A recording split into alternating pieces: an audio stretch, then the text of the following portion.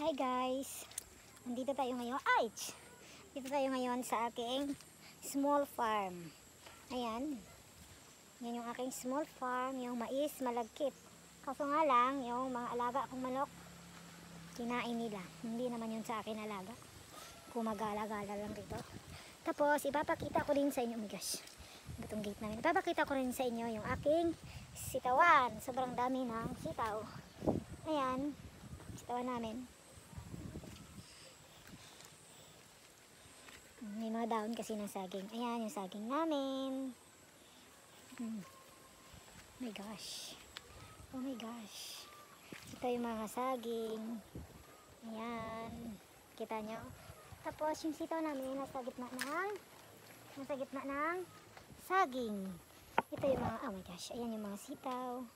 Ayan. Ayan, sitaw. Dami-daming bunga. Pero sobrang mura ng sitaw ngayon.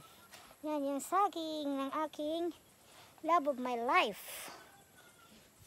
Kaya nga, medyo maambon, daming pugs. Yan.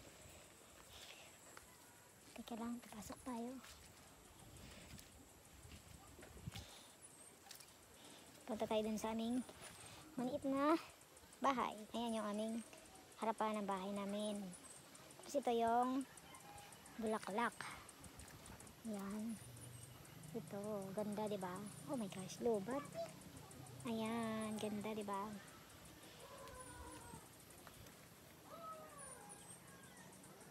Daming bungang sitaw, grabe. Ano gagawin natin kasi sobrang mura. Papasok na tayo. Kasi sobrang maputik. My gosh. Ayan yung saging namin, malinis na. 'Yon, 'di ba? Ganda. Ganda. Tabi lang yan ang bahay namin.